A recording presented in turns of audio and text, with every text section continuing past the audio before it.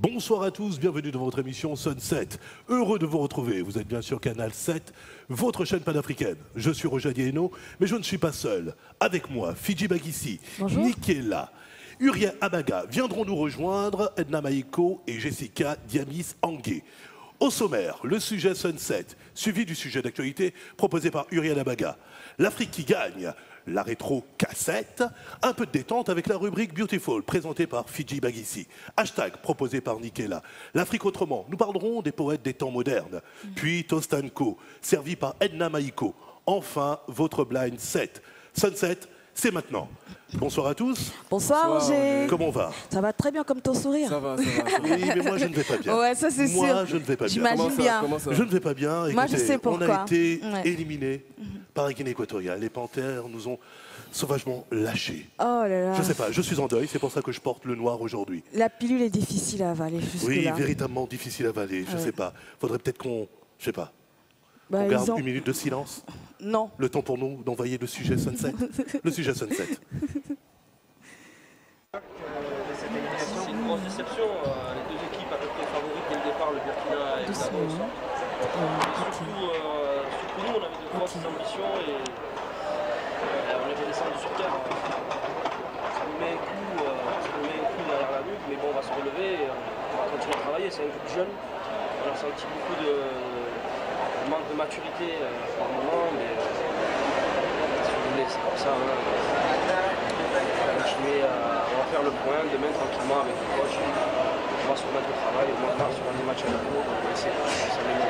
C'est en première mi-temps que ça s'est joué, les occasions non concrétisées encore une fois. On voit que sur les deux derniers matchs, on a des occasions, on a des opportunités. Dès que ce soir, ils ont favorisé un peu l'arbitrage maison par moment, mais ça les souffre pas tout. On a les occasions et quand on ouvre les occasions, on n'est jamais à l'abri de prendre des buts. Même si ça s'est passé sur les deux derniers matchs, on a fait des regrets. De retour sur le plateau, Sunset. Alors, les amis, Nick, toi qui es effectivement un féru de foot, hein, oui. Alors, qu'est-ce qui a manqué aux Panthères pour remporter cette victoire face à Guinée équatoriale? C'est la même chose que je disais la semaine dernière, le réalisme, tu vois. Mais moi, je veux adresser quand même un petit carton rouge à la sélection. Pas pour le terrain, mais pour l'après-terrain. D'accord. Parce que j'ai entendu qu'ils se sont tous plaints de l'arbitrage à 3 ou 4 reprises. Et quand j'ai vu le match, je pense qu'il faut plus se plaindre des occasions qu'on n'a pas mis au fond, plus que de l'arbitrage. Soyons humbles dans la victoire et dignes dans la défaite. Oh, c'est sûr. C'est beau, c'est beau. Fidji, tu voulais rajouter quelque chose? Et comme disait Nick, ils ont manqué de réalisme, mais véritablement de culot. Ils nous ont laissés sur notre faim. Ouh là là. Mais qu'est-ce que vous voulez? Les expériences, les erreurs font grandir. C'est une jeune équipe, ils ont beaucoup de talent. J'espère que... ils vont nous surprendre la prochaine fois. Mais je pense que la messe est dite. La messe est dite. Il est temps pour nous d'accueillir Uriel pour le sujet d'actualité. Sujet d'actualité.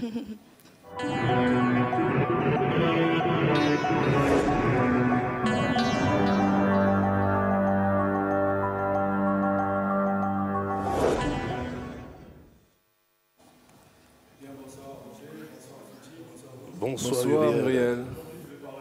Qui a trait avec le Sénégal. Il s'agit de Macky Sall qui, la semaine dernière, a posé la première pierre de la deuxième université de Dakar, qui sera appelée Uni-Dakar 2. Ce nouveau pôle universitaire sera construit sur un terrain d'une superficie de 40 hectares. Et la construction de ces bâtiments va nécessiter la somme de 65 milliards de francs CFA. Et à terme, quand les travaux seront livrés, quand l'université sera rendue, elle pourra accueillir 30 000 étudiants.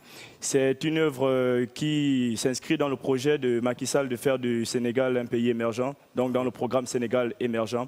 Et il faut dire que cette université va se démarquer parce qu'on y fera des matières purement scientifiques et professionnelles. Il s'agira par exemple de l'agriculture, de l'architecture, excusez-moi, de l'aéronautique et en tout cas de beaucoup de matières scientifiques. Et dans le même élan, Macky Sall a annoncé qu'il poursuivra sur sa lancée et posera la première pierre d'une autre université, mais cette fois-ci dans la zone de Sine Saloum, où il s'agira strictement d'agriculture et de matières agraires. D'accord. Je pense que l'objectif de Macky Sall, c'est véritablement d'attirer un certain nombre d'investisseurs, de voir vraiment un focus sur le Sénégal, un Sénégal émergent, à l'orée de 2025. 2025. C'est apparemment et c'est clairement l'objectif de Macky Sall. Mais déjà, il faut dire que ce projet s'articule pour moi à une portée autre. On peut le voir comme sous un autre angle, parce que déjà ouvrir une université qui fera que des matières scientifiques, qui fera que des matières qu'on faisait au préalable dans les pays de blancs, c'est déjà par exemple diminuer l'exode des populations, c'est déjà leur donner assez de connaissances pour être autonome, ne pas dépendre des puissances coloniales pour s'instruire et pour être éduqués. Et c'est une bonne chose pour le pays parce que ça fera une main-d'œuvre sénégalaise qui aura à cœur qui prendra à cœur le développement de Mais c'est clairement un pari sur l'investissement. Ce que je voulais savoir, c'est est-ce que c'est totalement financé par l'État sénégalais ou c'est un partenariat public-privé? C'est totalement financé par l'État sénégalais, mais déjà, on va dire que le Sénégal ne peut pas arriver à son objectif d'émergence en finançant lui-même ses projets. Mais pour cette université, c'est un projet strictement financé par le régime de Macky Sall, par l'exécutif, par le ministère des Finances, par tous les acteurs économiques sénégalais. Contrairement à l'emprunt obligataire de la semaine dernière pris par la ville de Dakar de 20 milliards de francs CFA, où il s'agit de construire un centre commercial Félix Eboué dans la capitale dakaroise. Alors comment cette nouvelle université, ce projet est-il accueilli auprès de la population, surtout au niveau des étudiants, des universitaires? Ce projet ne peut qu'être bien accueilli parce que ça permet déjà, comme je le disais, il n'y a pas beaucoup d'écoles d'aéronautique en Afrique. Si on peut faire l'aéronautique au Sénégal, au lieu de rêver aller le faire aux États-Unis, en Belgique, en France, c'est déjà une économie d'argent. Déjà un pari réussi pour le président parce que ça, comme je le disais au préalable, ça limite la fuite des cerveaux et ça les oblige, peut-être c'est un mot abusé, mais ça les oblige, ça les contraint à rester sur leur territoire, à y apprendre là, sachant qu'ils apprennent dans de bonnes conditions et pourront servir à leur pays dans l'avenir. Alors pour le coup, il faudrait donc organiser un forum pour justement peut-être recruter des profs d'université. Mais déjà, si on s'engage à construire une université, c'est sûr qu'il y a déjà des partenariats avec des professeurs. Parce que quand même, mais c'est bon de le rappeler. Oui, c'est bon de le rappeler. Parce que le Sénégal, en matière d'éducation en Afrique, c'est quand même un exemple. C'est quand même un exemple. Il y a l'université Cheikh Anta Diop et il y a beaucoup d'infrastructures qui sont déjà là, qui prouvent qu'au niveau de l'éducation, le Sénégal est l'un des pays les plus sérieux. Et au niveau francophone, c'est un peu des précurseurs un peu, non? Au niveau francophone, c'est des précurseurs. C'est vrai que ce n'est pas des matières purement littéraires, ce n'est pas des matières scientifiques qui seront faites, mais déjà le Sénégal, qui est l'un des pays phares de l'Organisation internationale de la francophonie, s'il peut le faire, c'est montrer déjà que la francophonie l'Organisation de la francophonie peut prendre les mêmes initiatives que le Commonwealth, qui est le regroupement des pays anglophones. Donc c'est une initiative louable que Macky Sall vient de prendre. Bah, écoute, on peut applaudir. Hein. Ouais, on peut applaudir. Merci Uriel. Tu restes avec nous, le temps pour nous d'accueillir notre invité. Notre invité, il est à la fois slameur, chanteur et poète. Mais c'est l'auteur que nous recevons ce soir. Amoam Pambo est véritablement un amoureux des mots. Et il nous le prouve dans cet ouvrage du nom de Bourgeon. L'auteur nous livre à travers ce récit une partie de son héritage, sa vision clairvoyante du monde qu'il conjugue volontiers, au passé, au présent, mais aussi au futur. Il fait partie de l'Afrique qui gagne.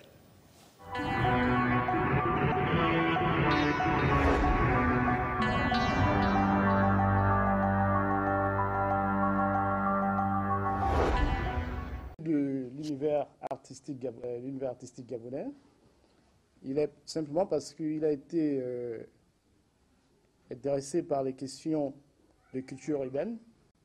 Donc, il est artiste, rappeur, chanteur et poète. Amoam Pambo est un amoureux des beaux textes. Il est précurseur de la poésie urbaine à Libreville. Amoam Pambo vit aux États-Unis, donc il bénéficie d'une double nationalité, la nationalité gabonaise et la nationalité américaine. Il est titulaire d'un MBA. Il travaille aux États-Unis dans le secteur du pétrole. Il est père de 3 enfants et marié. Donc, comme je l'ai dit tout à l'heure, nous sommes là pour parler de son texte. De quoi s'agit-il dans son œuvre exactement? Dans son œuvre, il s'agit d'un témoignage fort qu'un père porte à son fils. Donc, le père choisit de tout dire à son fils. de dire tout sur lui, sur eux, c'est-à-dire la famille. Et Amoa Pambo, à travers Gourjon, s'interroge en général sur les questions d'ordre existentiel, c'est-à-dire d'où viennent-ils, donc qui sont-ils, où vont-ils, où devraient-ils aller. Donc Gourjon est une métaphore qui vient ici répondre à toutes ces interrogations. Mais disons que Bourgeon, il s'agit de Bourgeon, c'est le titre de l'œuvre qui se veut être une allégorie en fait, qui passe en revue le cycle de la vie et qui compare dans une certaine mesure le cycle de la vie des plantes, le cycle de la vie des hommes. Donc c'est une espèce de conte allégorique au travers de l'histoire, une histoire personnelle qui est la mienne, l'histoire de mon père également, et l'histoire d'un certain nombre, d'un ensemble de valeurs que j'aimerais à mon tour transmettre à ma descendance. Non, c'est le premier de mes ouvrages en tout cas. Je suis connu pour certains comme étant un poète, un parolier, mais en termes de roman ou de récit de cette longueur-là, c'est la première fois effectivement.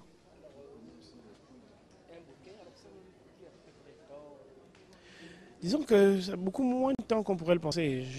Il a dû s'écrire en tout en moins d'un an. C'est-à-dire ça a dû prendre 7-8 mois probablement.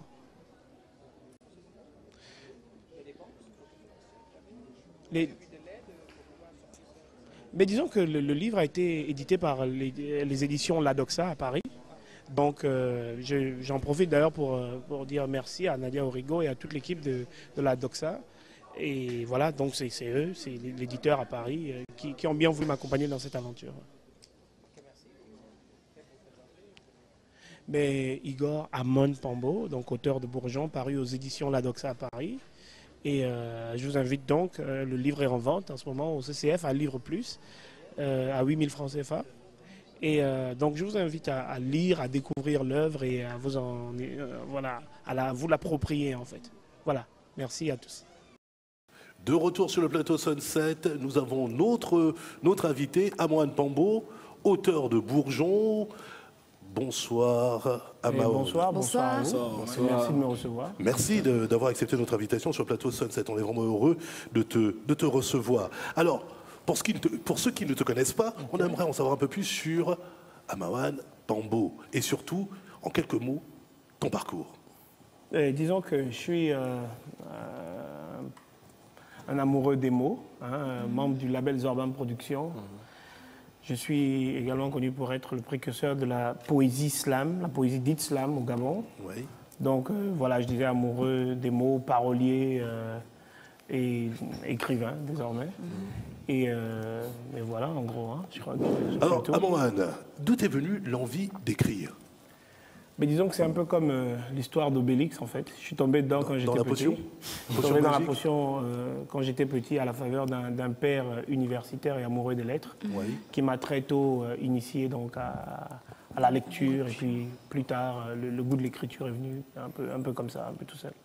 D'accord. Alors, ce livre, du moins ce récit, c'est un récit, à la rigueur, quand je l'ai lu, j'avais l'impression que c'était pratiquement une autobiographie. Tu écris avec une espèce de liberté, et c'est véritablement ce qui te caractérise. Donc j'invite véritablement nos téléspectateurs, les potentiels lecteurs, à s'accaparer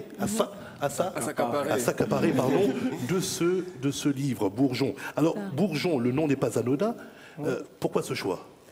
Mais disons que l'idée, c'était de faire un genre de métaphore, une comparaison entre la vie donc, des plantes et la vie des hommes, en cela que finalement, quand on y regarde de près, tout n'est qu'un cycle. En fait, on assiste à la naissance et à la mort de la même manière qu'en hiver, par exemple, lorsque l'hiver est rude, les plantes meurent. Bien sûr.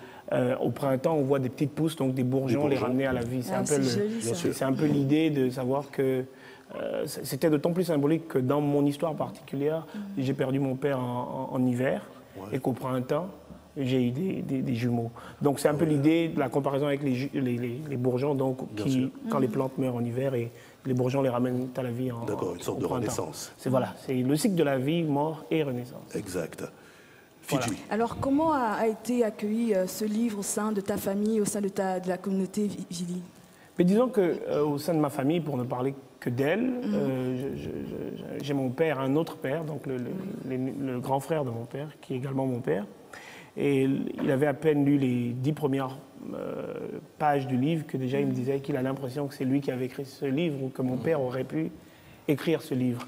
Pour moi, c'est un témoignage de ce que le verbe et l'histoire que je raconte à l'intérieur de Bourgeon, finalement, c'est véritablement l'histoire de ma famille, de mon peuple, mais par extension, c'est l'histoire de chacun de nous.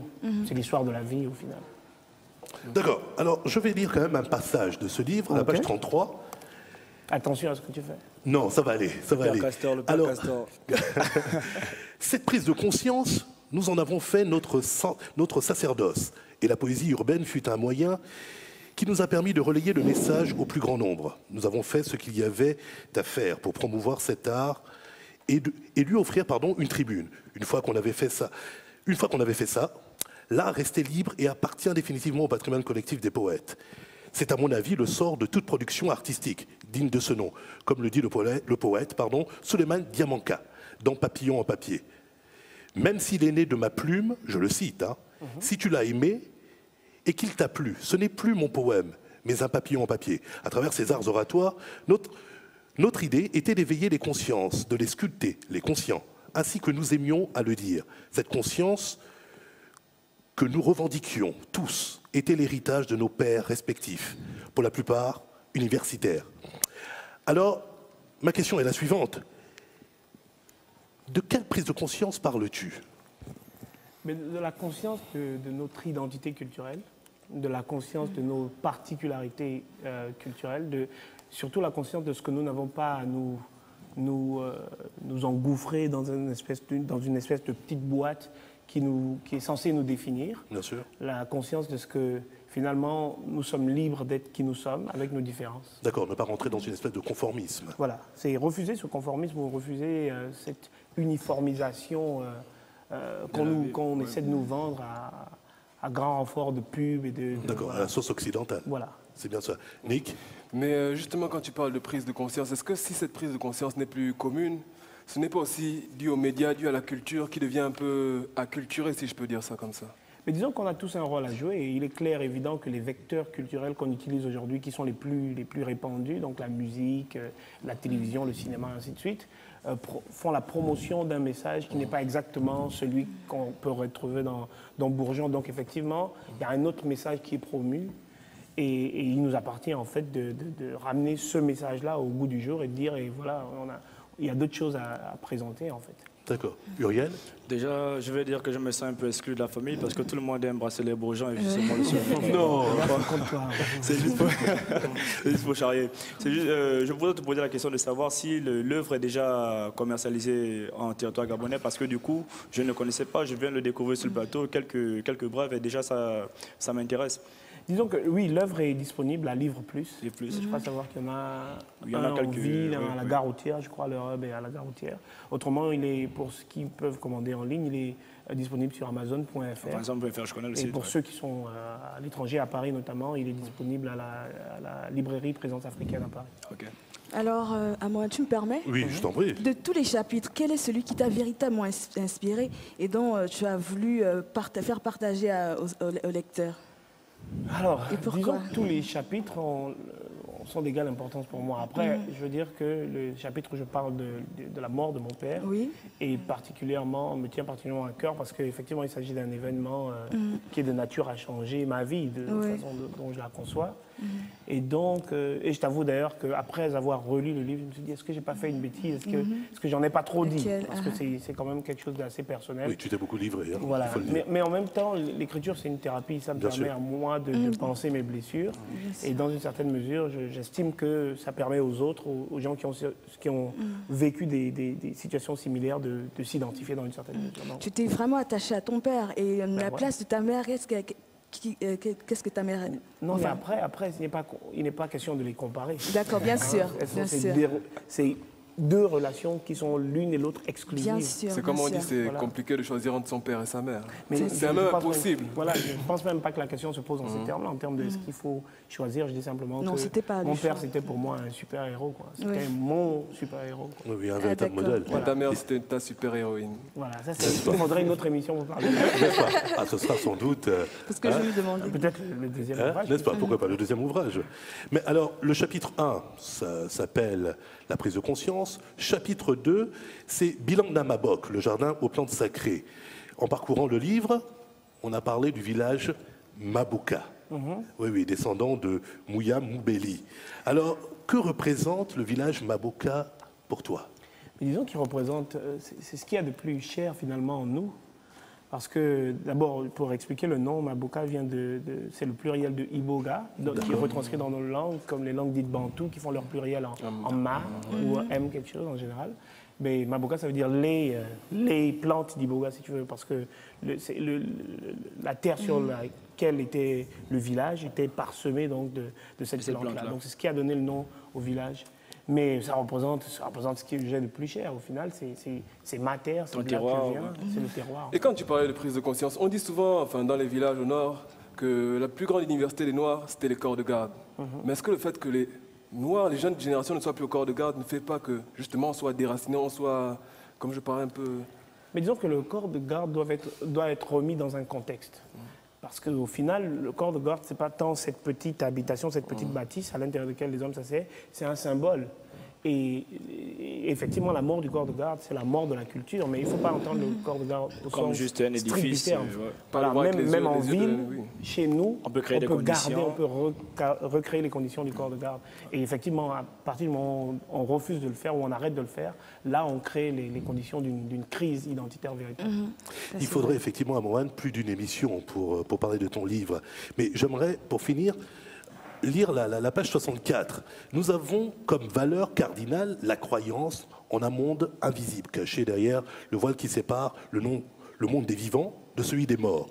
Donc forcément, le catholicisme, avec son encens qu'on brûle, ses énormes cierges, ses saints, ses archanges, tueurs de serpents, ses chants liturgiques, à vous donner la chair de poule. Forcément, chez nous, ça passe. Oui. Si on enlève le côté mercantile propre à toutes les œuvres du monde occidental, l'Église catholique a quelque chose de fondamental qu'émite. J'ai conscience du caractère révolutionnaire de ce propos. Alors, ma question est la suivante, très rapidement. Quel rapport entretiens-tu avec la religion ou Dieu? Disons que je suis plus spirituel que religieux.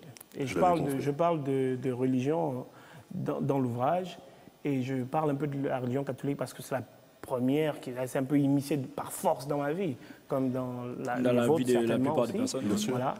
Mais qu'au final, ce qui est vraiment important, ce n'est pas tant comment on le nomme ou comment on le prie, les mots qu'on emploie, c'est véritablement l'esprit qu'il y a derrière. Bien sûr. Et donc, des fois, c'est un peu dommage que le rapport à Dieu tel qu'on le conçoit soit circonscrit à l'intérieur d'un certain nombre de règles dictées par des hommes. Et ça fausse, pour moi, ça fausse un peu le jeu, si tu veux. Merci Amohan Pambo. Tu restes avec nous. Je rappelle Amohan Pambo, bourgeon, que l'on peut retrouver... À Livre Plus, ici à Libreville, sur Amazon.fr en ligne, à la librairie Présence Africaine à Paris, et au 07 17 94 12. Très bien. Voilà. On verra tout ça sur le site, bien entendu, de Sunset. Merci Amohan, tu restes avec nous. En revanche, Uriel, tu vas nous quitter. Ce n'est qu'un au revoir. Hein. Tu commences à l'habitude, comme chaque semaine. Juste un rappel de ton actu. Les journaux de 6h, des 13h pour le compte de la rédaction de Canal 7, sur Canal 7, la chaîne panafricaine. N'est-ce pas? Merci encore. Merci encore. Le temps pour nous de passer à la rétro-cassette. Merci.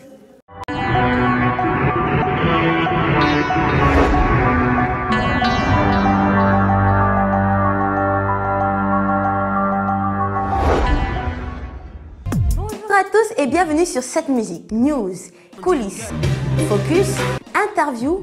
7 Musique, c'est maintenant.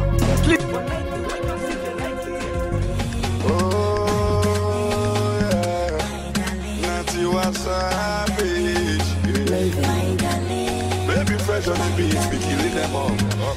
My darling, what's up? Baby, you're too much, yo.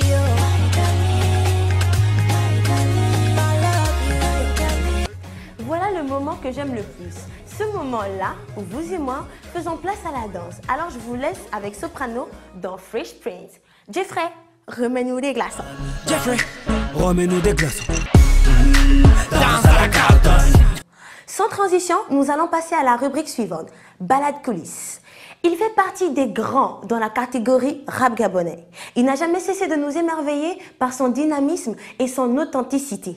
Lui, Frank Paponga, nous a fait briller et vibrer lors d'une de ses prestations. Sans vous en dire plus, je vous laisse regarder.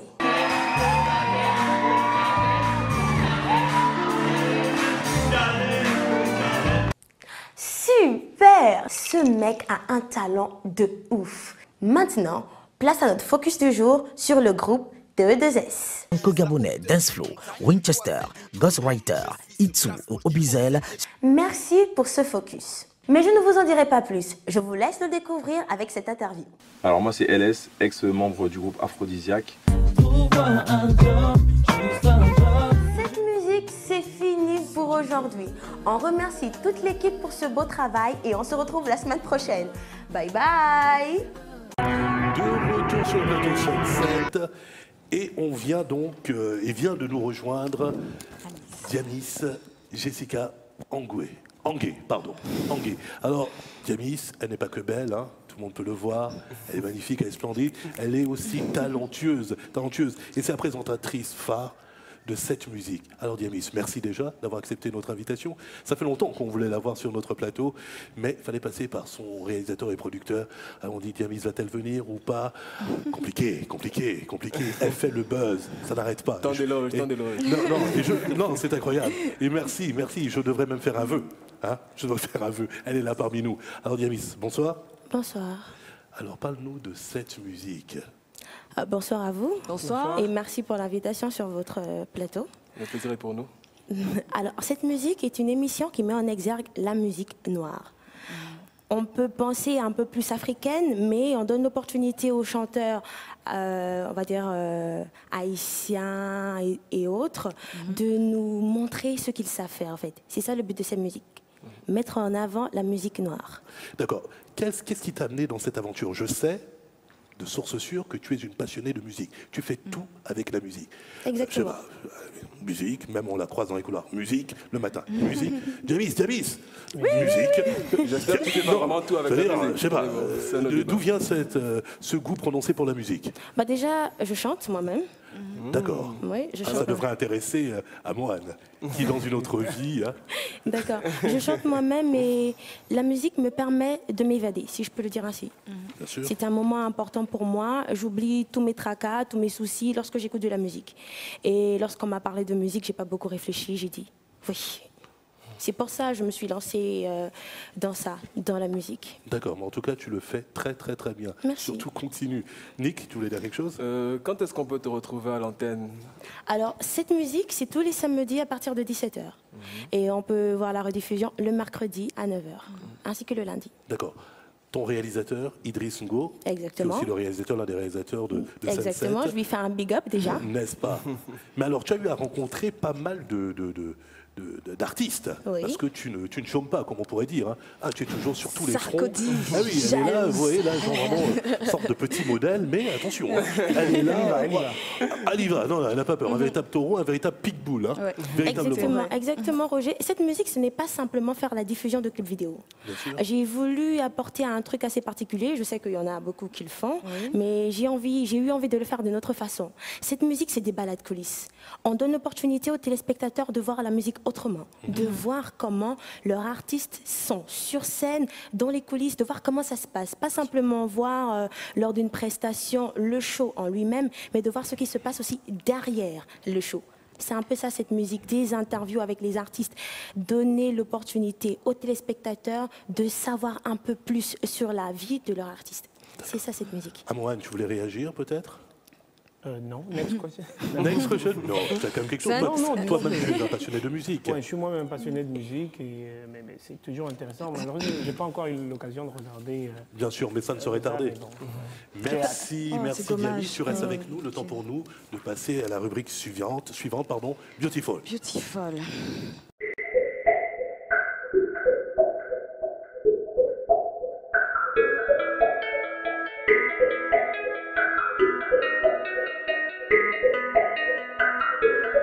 Le démaquillant est un produit qui permet de nettoyer la peau en profondeur. C'est primordial, voire obligatoire. Pour beaucoup de personnes, on se dit que le démaquillant est uniquement réservé aux personnes qui se maquillent. Eh bien non, vous vous trompez. Parce que la peau, chaque jour, est sujette à des agressions extérieures. Le jour, elle est agressée par la pollution, par la poussière, par, on va dire quoi, par la saleté. Voilà. Et le matin et le soir, pendant que l'on dort tranquillement, la peau elle est en pleine action, elle se régénère. Et c'est ce qui explique pourquoi le matin on se réveille avec un teint brouillé. Alors si systématiquement vous dormez le visage encombré de ces imperfections ou ces impuretés et que le matin vous ne vous démaquillez pas, résultat, la peau se détériore. Ça c'est vraiment important. La peau se ternit et perd son éclat, parce que les pores, justement, sont bouchés et la peau, elle est recouverte d'une pellicule opacifiante qui empêche de respirer. Donc, vous imaginez, alors moi, j'ai vu ce dessin comme ça. Vous imaginez, alors, vous mettez un sachet et du genre, vous vous étouffez, quoi. C'est exactement comme ça que la peau, pour moi, elle s'exprime. Voilà, alors, si par contre, vous vous maquillez, résultat, j'y arrive. Prends ton temps, on n'est pas pressé. C'est toute une science. Alors, ne pas se maquiller aussi, j'avais pas terminé, ne pas se maquiller aussi irrite la peau. Les pores sont bouchés, ils se dilatent, ils sécrètent du sébum et fait apparaître des boutons. Alors, pour ne citer que cela. Ah non, quelque chose encore de plus important. Qu'est-ce qu'il y a de plus important que ne pas se maquiller accélère le processus du vieillissement. Alors, dans ces cas-là, tu nous incites, nous les hommes, à nous maquiller? Ne pas se maquiller ou ne pas se démaquiller? Se démaquiller, pardon. Ah oui. J'ai eu peur. Hein. Ah ouais. Se démaquiller. Merci pour le rappel. Parce que moi, je ne suis pas très fan de maquillage, donc si tu me dis que le fait de ne pas se maquiller... Tu utilises un démaquillant. Tu utilises un démaquillant. C'est pas gentil, Nick. Mademoiselle, utilisez-vous un démaquillant? Bien sûr. Lequel? Je sais pas, j'utilise le plus souvent des lingettes pour me démaquiller. Justement. Alors, pour ne citer que ça, alors si vous faites le contraire, c'est-à-dire vous insérez le démaquillant dans votre rituel beauté quotidien, dès la première semaine, la peau sera nette et fraîche. Voilà. Le démaquillant rend aussi les autres produits utilisés plus efficaces. Alors là, derrière vous avez une composition de démaquillant naturel, bio 100% et aussi économique. C'est un mélange d'huile d'amande et de yaourt naturel. Alors voilà. L'huile d'amande a des vertus, on va dire, hydratantes et elle nettoie profondément la peau. Et purifiante. Et elle est purifiante, bien sûr. Et le yaourt, il favorise l'élasticité de la peau. Il apporte souplesse et procure une véritable sensation de fraîcheur et a tendance à faire claircir la peau. Alors c'est du yaourt quoi, un yaourt 100% naturel? Naturel, oui. C'est le yaourt 100% naturel. Alors, les hommes aussi, bien sûr, vous devez vous démaquiller. Parce que vous aussi, vous êtes exposés à la pollution, etc. Alors, tu te démaquilles? D'accord. Ok, merci Fidji pour tous ces conseils beauté. Je pense qu'il y aura une suite de ces conseils. Oui, c'est l'étape number 1. Il y a combien d'étapes? 10. Eh bien, alors on va passer... merci encore. Hein. Alors on va passer à hashtag.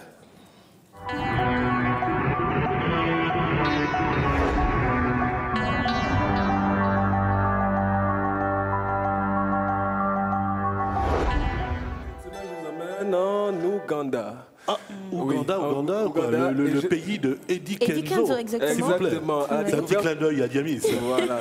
À la découverte de Abdou Sekalala, qui est un jeune étudiant de 22 ans, qui s'est lancé dans la création d'applications mobiles.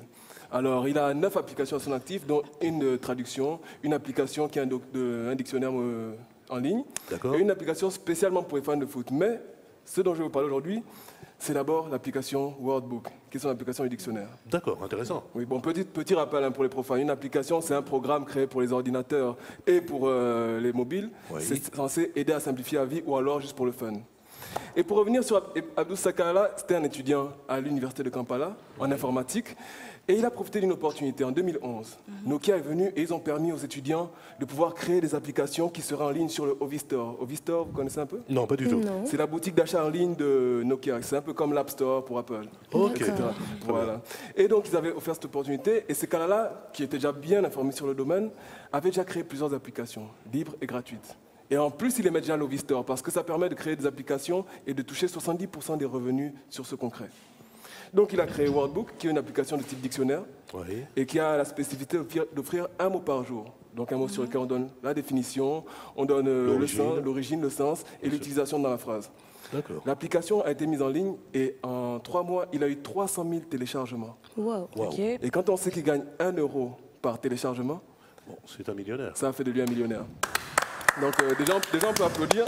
Alors l'application a été intégrée à l'App Store et quand on sait que Nokia a 1 portable sur 7 dans le monde, donc environ 1 milliard de portables Nokia dans le monde, en 6 mois, ça a fait de lui un millionnaire. C'est aller même au-delà de ses espérances. Parce que quand on l'a interviewé en 2011, il disait vouloir, avant ses 30 ans, il avait 22 ans, devenir générer 100 millions de dollars de chiffre d'affaires. Waouh. Alors, en 4 ans, il en a généré 907 millions de dollars. Waouh, 22 ans. L'homme est fort. Oui. Je pense qu'il faut l'applaudir. Oui, il faut l'applaudir. Exactement. Bon, après l'obtention de son diplôme, Abdou Sekalala a avoué un truc. Et ce ne sera pas une surprise. Il ne compte pas chercher du boulot. Ah, c'est clair. C'est clair, attends. C'est clair. Oui. Bon, c'est un homme simple. Hein. On le retrouvait souvent en sandales. On l'appelait l'homme aux sandales et aux jeans. Parce qu'il était très simple sur le campus. Mais maintenant, il a 2 entreprises à son actif. Et je pense qu'il est rentré dans l'illustre liste des Africains qui se débrouillent et qui créent des opportunités sur le net. Bah écoutez, magnifique. Moi, vraiment, ça a été une surprise. Et quand j'ai appris qu'un Africain, en 4 ans, a créé 900 millions de dollars, je ne vous mens pas que j'ai eu chaud. Et je me suis demandé, où est mon ordinateur là? Et vraiment, un grand coup de chapeau à Abdou Sekalala. Et son idole, c'est Mark Zuckerberg. Moi, ce que j'espère, c'est, si on reste afro-centré à Moine, c'est que dans 5-10 ans, les Africains rêvent de devenir Abdou Sekalala. Bien sûr. Moi, c'est ce que j'espère, ce que je souhaite en tout cas à ce jeune homme. Et en tout cas, félicitations encore à lui et félicitations à son implication. Bien sûr, il fait véritablement partie, comme Amoan, d'une Afrique qui gagne. Effectivement. Et franchement, on peut encore applaudir. Voilà. Merci Nick. Le temps pour nous de dire au revoir à Diamis. Merci d'être passé nous voir. Merci. On espère te revoir sur notre plateau. Et on Ce sera espère te avec voir plaisir. dans cette musique, bien entendu. Ce sera avec plaisir. Merci beaucoup Diamis. On passe à l'Afrique autrement.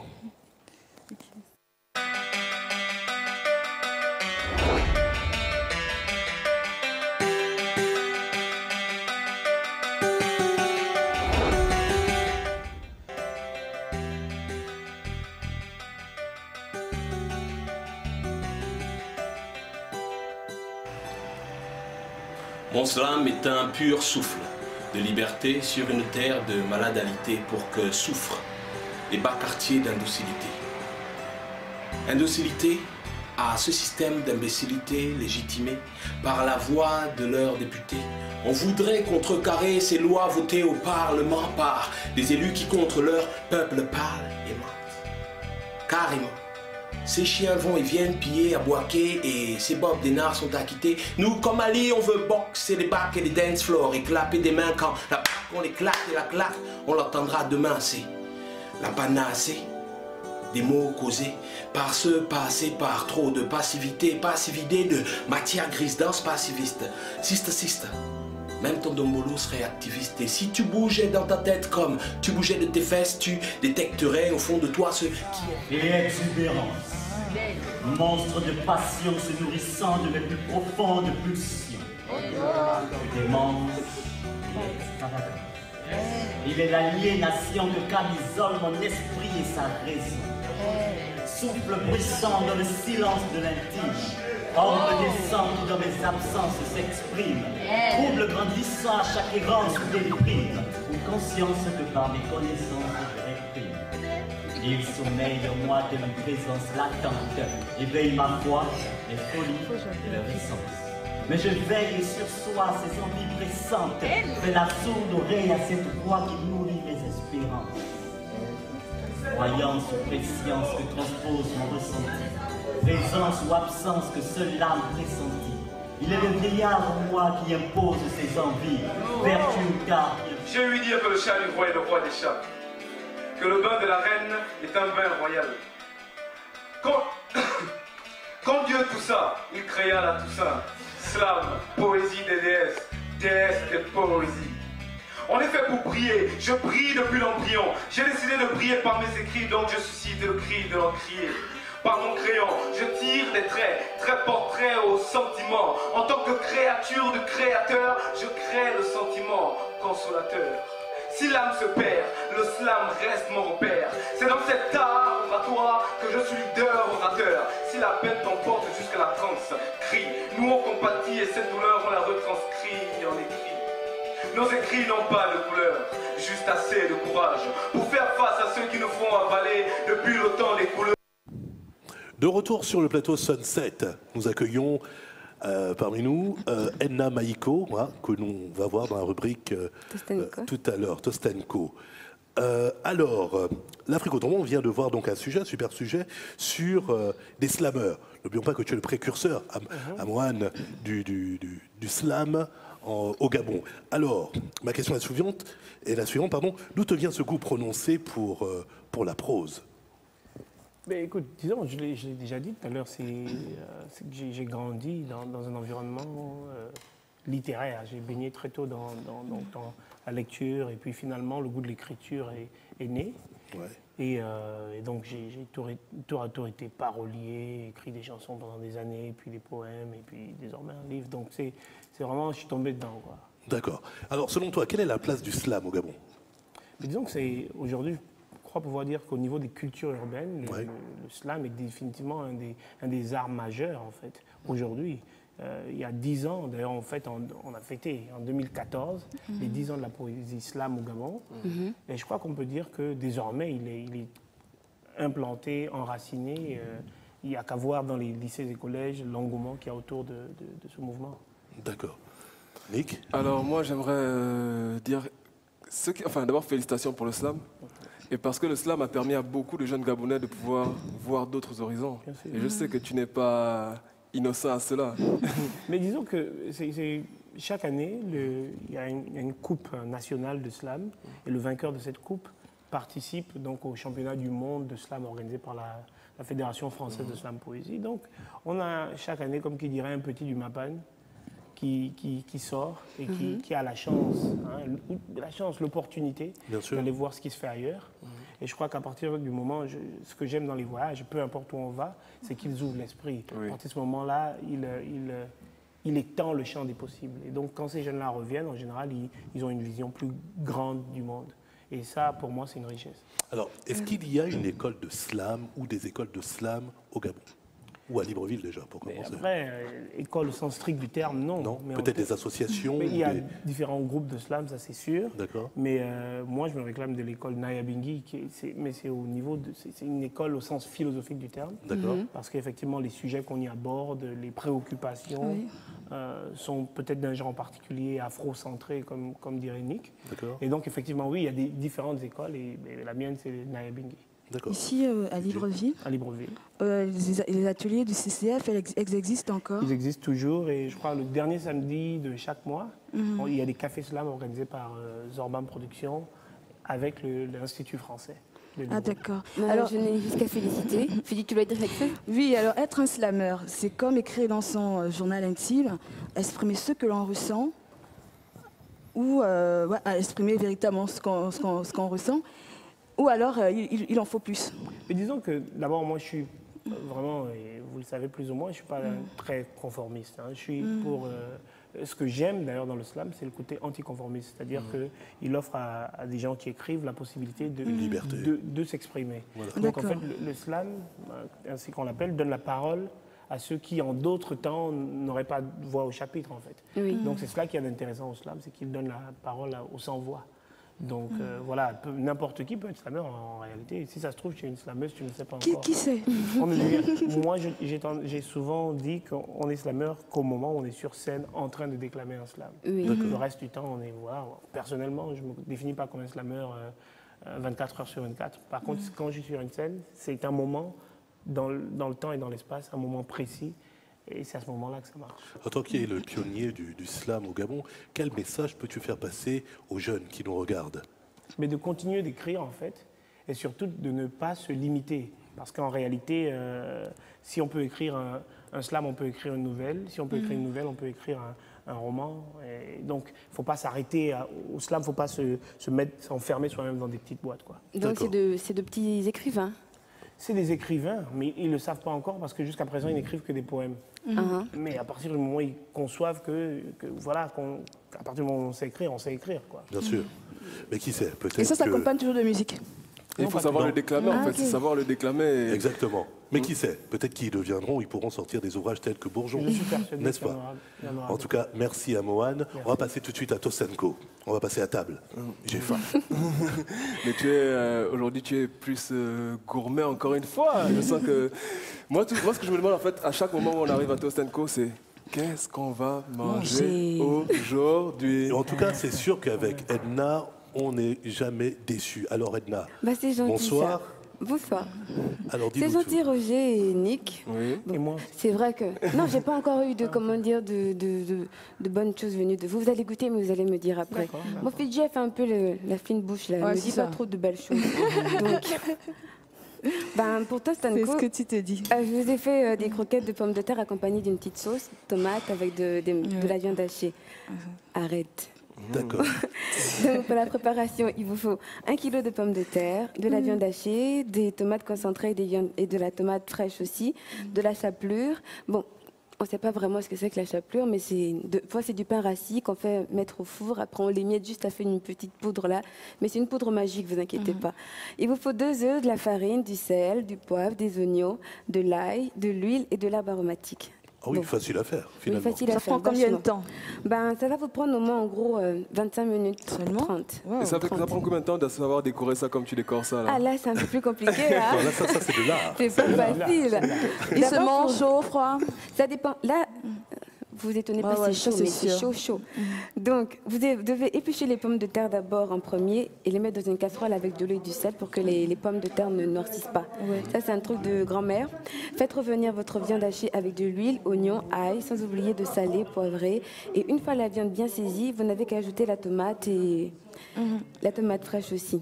Bon, une fois les pommes de terre vont être cuites, vous les écrasez avec une fourchette. Bon, la fourchette, c'est obligatoire parce que tu vois vraiment ce que tu fais.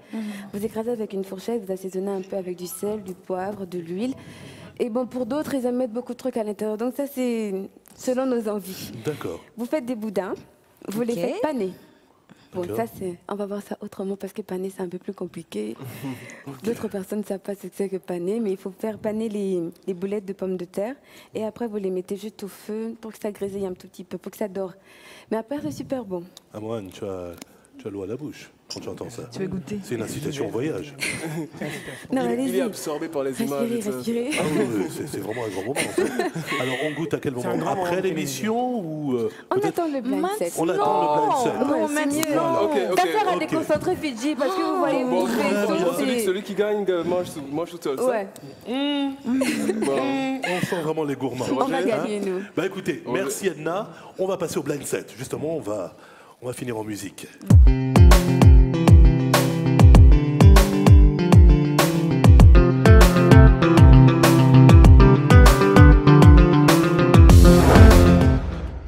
De retour sur le plateau Sunset. Alors on va jouer au blind set. Petit rappel des règles. Alors surtout pour Amohan, qui est notre invité. Alors c'est très simple. Vous allez entendre une chanson. Ah, je vois que la musique vient avant. Coupé, merci. C'est gentil. Mon Dieu, qu'est-ce qu'il a? Il est pressé ou quoi? Il est pressé aujourd'hui. Return of the Mac. De toute façon, on donnera donc le point. Mais juste petit rappel, on entend une musique. À vous de trouver soit l'auteur, soit le titre. Alors attends, moi je veux juste dire un truc. Je veux juste dire un truc pour tous les téléspectateurs qui nous suivent. La semaine dernière, j'ai été volé. Et Maïko et moi, on a été volés. Ah bon? Donc, cette semaine, faites bien attention à ce que vous allez faire. Très bien. Écoute, on va y veiller. OK? No comment, j'ai pas envie de parler. Mais ça fait truc, là. S'il vous plaît. Donc, c'est l'équipe d'Amohan face à Amohan et Fidji face à l'équipe d'Edna et de Nick. OK? Mais vous êtes très souvent ensemble, de toute façon. Donc, c'est vraiment un véritable tandem. Alors, faites attention à vous. Alors, est-ce qu'on est prêt cette fois-ci? Le clash des générations. N'est-ce pas? Donc, allez, c'est parti. Merci. Ah, on lui donne. Non, on va donner la première. Alors, il a fait déjà. c'est de qui? Montez Montel Jordan. Marc Morrison. Il a malgré tout donné le titre. Donc, 1 à rien. 1 à rien. 1 à rien. Tu as vu comment ça commence? Vous avez vu comment ça commence? Non, honneur à l'invité. Honneur à l'invité. Alors, le deuxième titre, s'il vous plaît. Ah là, je suis larguée là. Montel Jordan. Non. Vibe et c'est... Je souffrirai et me dire... Très bonne réponse. Non, Vibe, mes amis. Bravo. Bravo. Pas facile à trouver. Hein. Vibe, c'est l'album Confession. Troisième titre. Oui. Vas-y. Doc Gneko, je sors de chez moi, salut mon gars. Nirvana. Magnifique. C'est du chronique. C'est le Laurent Baffy. Ouais, il est magnifique. Et oui, donc quatrième titre, donc ça fait 2 à 1. Ok. Quatrième titre, tout le monde le connaît.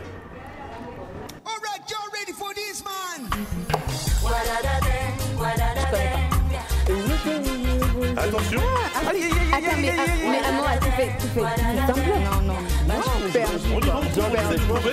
Alors, moi, je suis larguée. Attendez, les amis, attendez, copains. Le Jurassique jusqu'au SMIC, les acides. Merci Solar.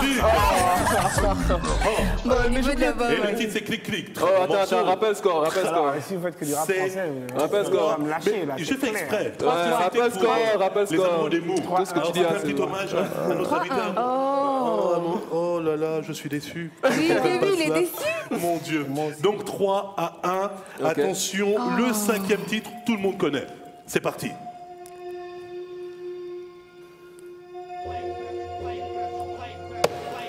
I am... Alors, Ayam, il se trouve où? Magnifique. Oui, petit frère. On laisse couler. On laisse couler. Oh, même à sauver. Petit frère, classe de génération. On laisse couler. Un moment. Ah oui.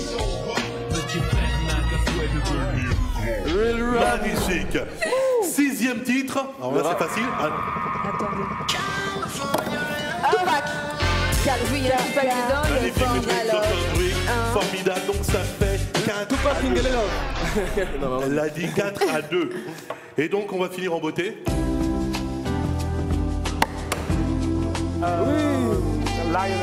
S'il vous plaît, do it me. Merci. Magnifique. Bravo. Nous nous sommes rattrapés. 4 à 3, c'est l'équipe d'Edna et de Nick qui l'emporte. Encore une fois. Magnifique, on peut encore les D'un applaudir. point, d'un seul point. Mais malgré tout, voilà. Je te l'accorde. Bon, aujourd'hui. écoutez, ça reste ici. Hein, Oui, ça reste là. mieux on a gagné. Nick, arrête ça. Écoutez, là j'entends, Et à l'invité, là. s'il vous plaît, j'entends Pardon. le son de la semaine qui sonne le glas, effectivement, à la fin de l'émission. Ce ne sont pas des adieux, c'est juste un au revoir. Le temps pour moi, le temps de remercier, vraiment un grand merci à notre invité, à Mohan Pambo, auteur de Bourgeon. Et à Diamis, bien entendu, Nick, Fidji, Edna et Uriel. Mais aussi à l'ensemble des équipes techniques, Idriss Ngo et Ngon Akouge à la réalisation. Merci à tous et n'oubliez pas, la télé, c'est que du bonheur. Merci à tous, à la semaine prochaine. À Mohan, merci.